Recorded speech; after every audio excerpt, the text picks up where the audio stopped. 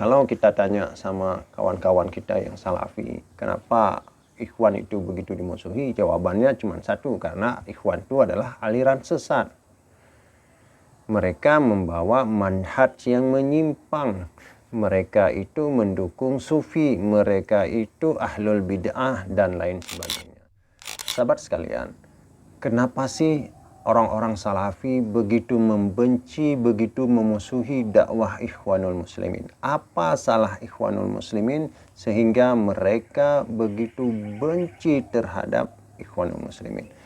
Bahkan ketika ada tokoh Ikhwanul Muslimin meninggal dunia, mereka tidak segan-segan menyampaikan kalimat sukacitanya. Tentu ini tidak semua, karena banyak juga ustadz-ustadz salafi yang mendukung dakwah Ikhwanul Muslimin. Cuman ustadz-ustadz salafi yang mendukung dakwah Ikhwanul Muslimin ini disebut oleh orang-orang salafi itu sebagai telah menyimpang, bahkan ditahzir mereka tersebut. Coba kita perhatikan bagaimana Harry Pras yang menjadi corong bagi mereka. Walaupun Harry Pras itu bukan seorang ustadz, tapi dia mendapat masukan, mendapat data dari orang-orang salafi, sehingga dia begitu getol menyampaikan. Bahkan perjuangan yang ada di Palestina yang terafiliasi dengan Ikhwanul Muslimin, sanggup dia mengatakan bahwa itu pura-pura berperang.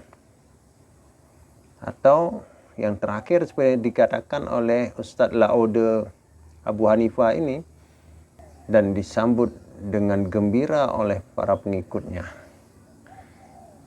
Itu menandakan bahwa mereka memang dari atas sampai ke bawah memang begitu membenci, begitu memusuhi terhadap Ikhwanul Muslimin. Apakah itu gara-gara manhaj, gara-gara akidah, atau gara-gara ibadah, atau gara-gara bid'ah? Itu hanya tuduhan semata. Ada banyak faktor yang menyebabkan mereka begitu membenci, begitu memusuhi dakwah Ikhwanul Muslimin. Di antaranya adalah permasalahan politik.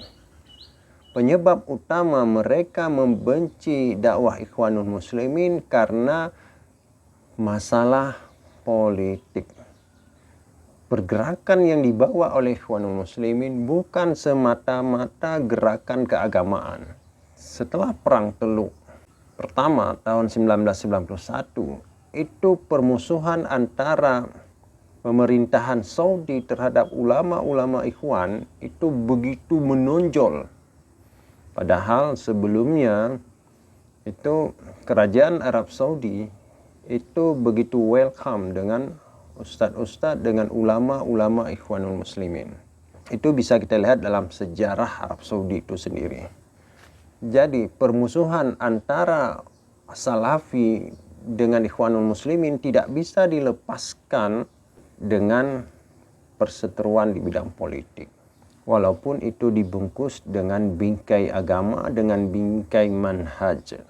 Selanjutnya, Ikhwanul Muslimin mengambil kebijakan politik, bahkan bisa menerima demokrasi, sementara salafi menolak demokrasi.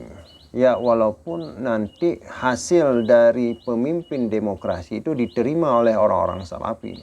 Jadi sistem ketaatan kepada pemimpin dalam salafi dengan sistem ketaatan kepada pemimpin, pada ulil amri dalam Ikhwanul Muslimin itu jauh berbeda. Dan itulah pangkal daripada ketidaksukaan ustaz-ustaz salafi terhadap Ikhwanul Muslimin. Selanjutnya adalah masalah jihad. Ikhwanul Muslimin itu menganjurkan jihad, terkhusus jika ada negara muslim, jika ada orang muslim yang diperangi, yang dizalimi, yang ditindas, yang dijajah, maka ada kewajiban jihad di sana. Sementara orang salafi itu tunduk sepenuhnya kepada keputusan ulil amri, walaupun itu adalah jihad defensif. Sehingga kenapa para pejuang yang ada di Palestina, terkhusus yang berafiliasi dengan Ikhwanul Muslimin, itu seperti dibuli habis oleh orang salafi. Karena memang mereka tidak suka kepada Ikhwan, dan terlebih mereka itu berjihad. Selanjutnya yang terpenting adalah keputusan Salafi itu sangat identik dengan keputusan dari kerajaan Saudi Arabia. Sementara keputusan dari Ikhwanul Muslimin tidak terikat dengan pemerintahan manapun.